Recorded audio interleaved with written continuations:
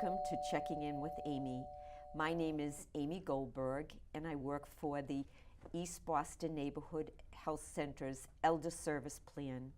The Elder Service Plan is part of the PACE program for all-inclusive care for the elderly, and the elderly is only 55 years of age and older. The goal of our program is to keep people living in their home safely, independently, and active. So my guest today, I'm thrilled to say, is Peg Ackerman. Welcome, Peg. Thank you. Thanks for having me.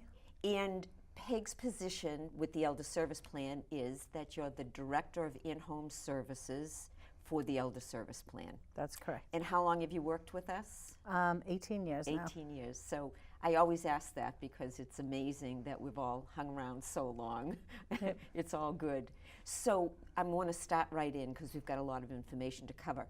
So the first thing is you mentioned to me about in-home safety, and you mentioned the word PERS, P-E-R-S. So what is all that about? So PERS stands for the Personal Emergency Response System. And the commercial name that everyone will recognize is Lifeline. Mm-hmm. All brands are actually the Personal Emergency Response Systems. And tell me a little bit about what is it? What does it do? So when we do an assessment of patients' needs in the home, and we determine that they are at risk for having some kind of an incident where they would need to get help very quickly. And so we will install personal emergency response systems in the home. We have several different varieties. We have a system that works with a landline. We have systems that work without a landline, so a cell phone, and the same system can even work in a home where there is no landline or cell phone. It's all of the communication just goes through the box. Commonly, the Lifeline that you see on TV works with the landline, and sometimes that's cost prohibitive for elders to afford the landline and the service from a commercial brand. Right. So we've taken away the need to have a landline to help with some budgetary items. And the Elder Service Plan pays for this? Yes, everything that is included, program of all-inclusive care for the elderly. So all of our equipment is placed in the home free of charge. Wow. So everything we're going to talk about today, there'll be no extra cost? No extra cost at all. This is good. This is very good. This is really good. So what if someone goes outside of the home, and how does our system work then? So we will first do an assessment for community safety, because that's the biggest thing, that we want to be sure that our participants who are out in the community are safe in the community. Our equipment will enhance their safety, but it won't make them safe. So we do have a small mobile PERS system that is used anywhere at all. It's equipped with a GPS, so if the person is anywhere at all and they need help, they just push the button, and the response goes right to the local emergency response, the fire department, and they're able to locate if the person, even if the person is unable to say where they are, they're able to locate the person. This is also equipped with a fall detection. So if the person falls and is unable to respond or push the button, it will automatically trigger a response for help. So GPS built in. GPS built in. This is unbelievable. Mm-hmm. So we always know where someone is. This is good. Yeah. I keep saying this is good. Now let's talk a little bit about necklaces and bracelets. When I go out to see a patient in their home, they might have a Lifeline type thing around their neck. Mm-hmm. That's unusual because most of the time where I see it is on their bedpost. It's not on their body for whatever reason. So let's discuss that. So you're right. The most common place that I find the Lifeline pendants are on the bedpost or on the walker. Oh. And the reason that people will put them on the bedpost is that they feel like they're safe at night. If they need help, they can just reach and get it.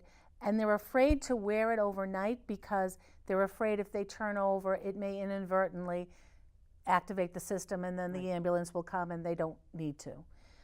That's very, very rare because the buttons are depressed. The other false sense of security is when they put it on their walkers. Most people will say, well, I'm always using my walker when I'm getting around my house. But when a fall occurs, very commonly the walker gets pushed out away from you, so you're not able to reach it to get your lifeline, to get the help that you need. Basically, people have to wear it. Right. So let's look and see what they look like. So this is the pendant. It's waterproof. We recommend that they wear it 24 hours a day, even in the shower. The shower in the bathroom is where falls commonly occur. So they are waterproof. Leave it on all the time. This is the necklace. This is the wristband. Men usually prefer the wristband because it looks like a wristwatch and it doesn't call attention. Right. A lot of times you'll see our participants not wanting to wear the pendant. They don't want any attention brought to them. Right. So women will also use the wristband. We have them in white as well. They are waterproof as well, so we do say wear it all the time. You can wear it if you're washing dishes, when you're taking a shower. We just ask that after you've taken a shower, you take it off, dry your skin, so you don't want to get any maceration under it. This is innovative, wonderful. Were they always waterproof, do you know? I believe they were. Wow. Okay, well, people weren't wearing them, that's for sure. That's the thing, not wearing them. I see them right by the door. Right. So they remember to put them on when they, or they remember to put them there when they're leaving the house so they don't lose them, but they forget to put them back on when they come back in the house. So let's talk a little bit about falls. Okay. I think that's a really important thing. As people get older and their balance isn't quite as good, we try really hard to help people prevent falls. So what do we do with someone that really does have a history of falls? Well, we have a whole fall assessment program here in the Elder Service Plan, and rehab therapists, physical therapists, occupational therapists will go out into the home along with the home care nurses and assess the home for any safety issues, for any equipment that we're able to install to prevent falls. We come up with a plan. We do have a fall pendant that we will use with our equipment. This fall pendant works with any of the equipment, either the equipment that doesn't need a landline, the mobile PERS, and it automatically detects a fall. So if something should happen and the person is unable to call for help, the EMS system is already activated. Also, for our participants with memory impairment, if they don't know to press the button, the fall pendant allows them to have the system in their home and have it work. Another thing is a lot of our participants don't like to report the falls because they don't want to get in trouble. And we really want to track all of our falls because we can trend issues. Are the falls always happening in the afternoon? Are the falls always happening in the kitchen? You know, so that we can go out and do another assessment and see if there's other safety measures that we can use. So this fall pendant you mentioned to me is, if you get the fall, the impact of the fall sets it off. Sets it off. So you don't have to push a button. Nope. All you have to do is like fall and hit the ground, and it's going to be activated. And we use this pendant in some of our assisted living facilities. Well, actually, we use all of the equipment in our assisted living facilities, and we can program the equipment to first call the health aide that is on site 24 hours a day. It will call the health aide and activate the EMS. So the health aide is on their way to give help before the fire department even gets there. Right. So if the health aide should see that it was an accident or the person is fine, has already gotten themselves up before the health aide gets there, that happens a lot, they're able to cancel the EMS call when help isn't needed. So that helps a lot with our patients buying into using this equipment Right. because a lot of people don't want equipment in the home because they don't want the fire department coming Right. and all of the neighbors seeing it. That's Yes, a I know. barrier. I know. So But I think the main thing is when we've seen so many patients in the past that have fallen and they're hours on the floor without being able to get any help. Right. So with the elder service plan, they're going to get help right away. Right away. Which is huge, need. The next thing is medication monitoring. A lot of our patients and a lot of people as they get older don't remember to take medicines, and so what kind of innovative equipment have we got for that? So we have two different medication dispensing systems. Both of them are filled by either the pharmacy, our clinical pharmacist, Dr. Ashley Casey, or a home care nurse. And they are set at a predetermined time. There's 28 cycles in each of the machine. So if a person is taking medications once a day, the machine fill lasts for 28 days. Right. Twice a day, 14 days, and so on. The medications are in separate cells.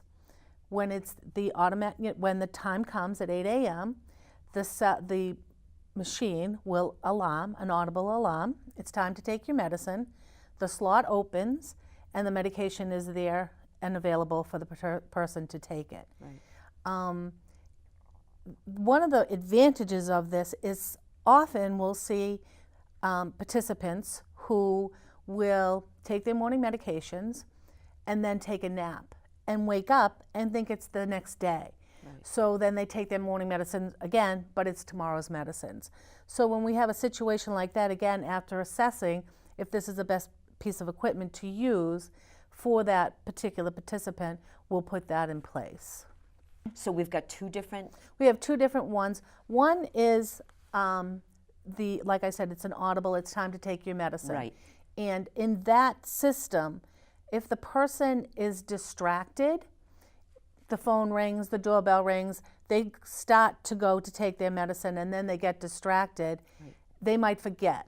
But that medication stays open and available until the next dispensing. So if someone has medications at 8 a.m. and 12 noon, they have that time frame to take their medication. The safe part of that is at that 12 noon, before the 12 noon medication dispenses, that 8 o'clock medication goes away. So there's no chance of double dosing. The other dispenser has an audible alarm that chirps every 15 minutes so that there's a reminder for the participant to take it. So again, that's where we use our assessment. We say, what's going to be best for the participant to do. The second dispensing one that I talked about doesn't lock out the medicine. So we really we watch that and we see which one's going to be best. Right.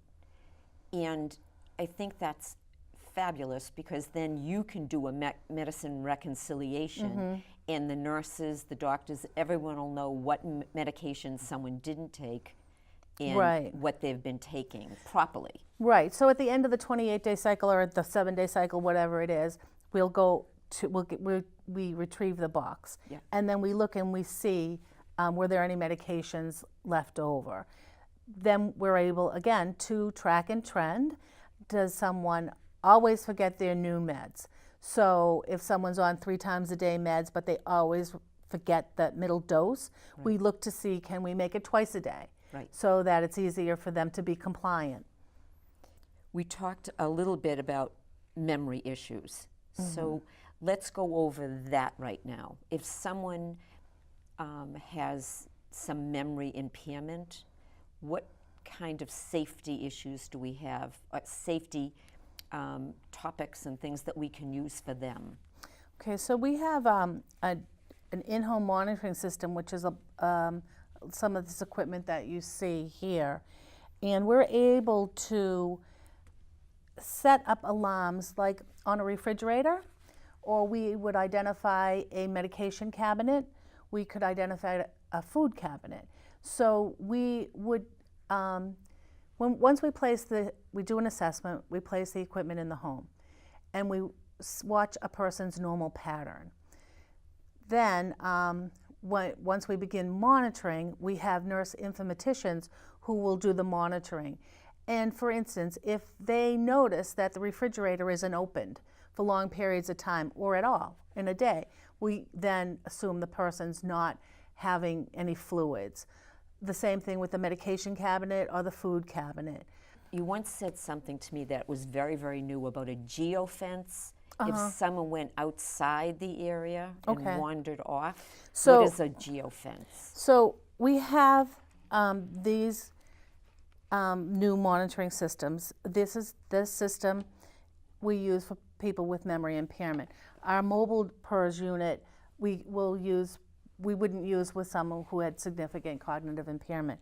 But someone with significant cognitive impairment who lives at home with family and is safe to be able to go out into the backyard and do a little gardening, or go out in the front porch or whatever, and they want to have independence and some freedom in the home, yet the family wants to make sure that they don't wander off. We would use this new piece of equipment, and it is secured to the participant's wrist with a locking system that the family locks it. We have come a long way. This is the one we used up until a month ago. It's quite large. Let me see. That's huge. Yeah, quite. This is a big thing. Yeah, and as you can understand, some people They didn't want to wear that. They didn't want to wear it. It was bothersome. This is smaller. It looks like an iWatch. It does. So it's sleeker, and people are less resistant to wearing this all the time. When we install this in the home, we go in and we again do an assessment of need, and we will see what the person's normal pattern is. If they are, someone who can go out into the garden or sit out on the porch, we can set a perimeter we'll set a perimeter for the system to alarm when that person breaches that perimeter. Okay. That's what a geofence is. Right. So we'll go into the home and we will see the normal pattern, what is safe. We'll set that on this. This watch is connected to a family member's smartphone. If the participant wearing the watch breaches the fence, the person gets a phone call, and she or he can see right where mom is.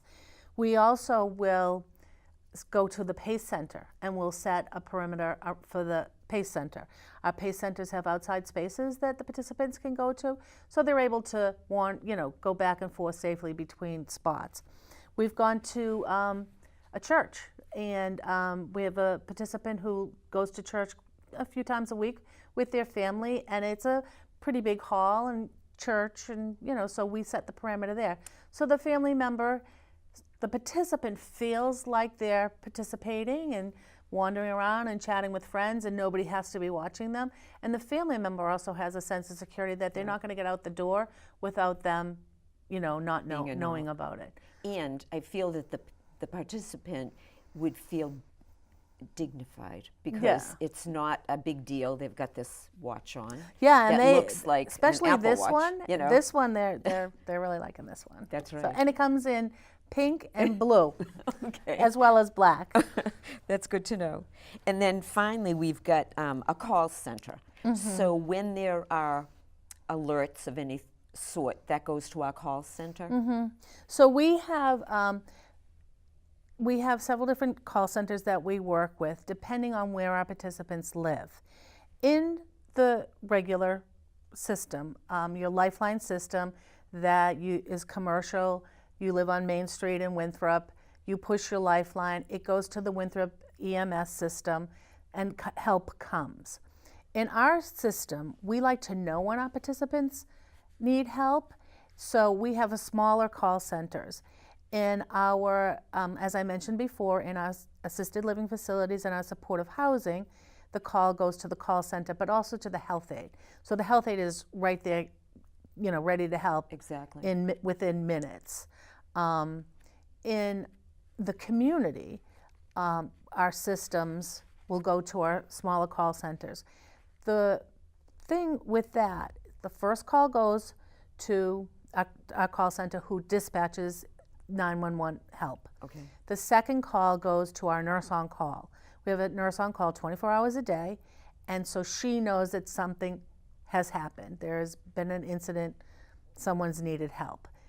She will make a phone call to the home, see if there's anything that she can do to help over the phone, but we also call our physicians that are on call 24 hours a day, and we are able to follow the person to the hospital with their medical record, with their medication list, with their problem list, so that when they arrive at the accepting facility, they have the staff there ready to help them, has a lot of information.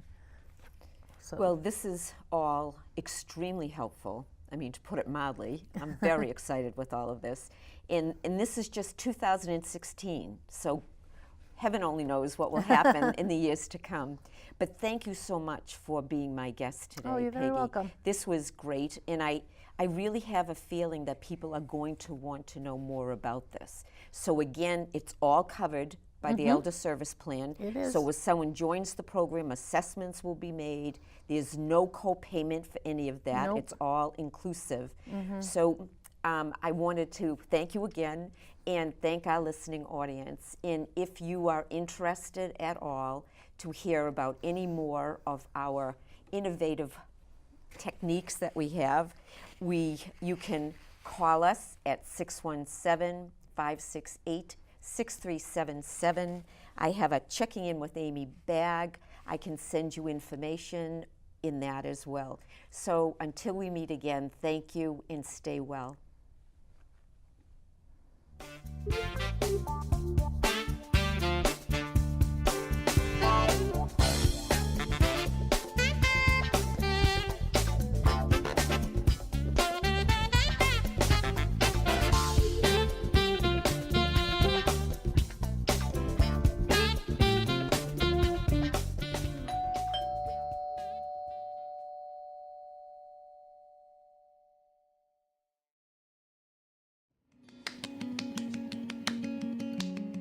My parents were always very independent. They always seemed to take care of each other. My dad met my mom when she was 13 and he was 15, so they got a lot of practice.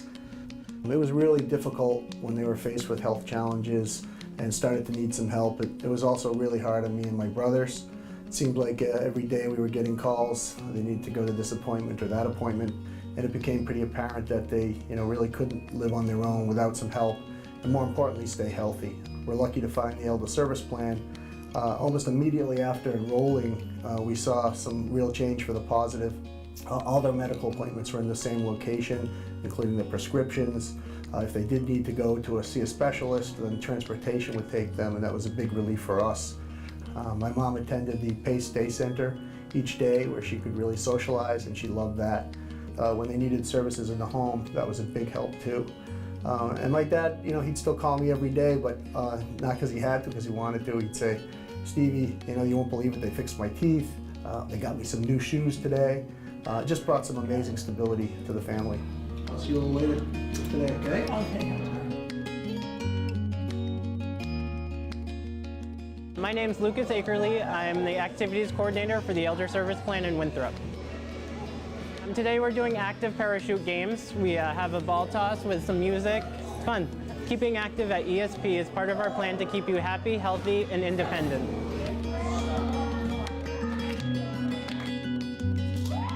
Our mission at the Elder Service Plan is to keep our participants living safely in the community. And we do that in a number of ways, the first being with the physician and the entire team to take care of the person medically. We also try to think creatively and provide other things that they may need, be it shopping service, laundry service. We may provide respite for the caregiver, or even aid visits in our supported housing. We try to be as flexible as possible here in the Elder Service Plan to reach the goal of keeping our participants living safely in the community. My name is Patty Ferranti, and I'm with the Elder Service Care Program, and I absolutely love it. Just talking about it right now makes me want to cry. Before I was in the ESP, I was always calling my family, and having them, pick me up to take me to doctor's appointments and stuff like that. And now now that I'm in ESP, I have the door-to-door service, coordinated care. My doctor always knows I'm coming. They always arrange my appointments.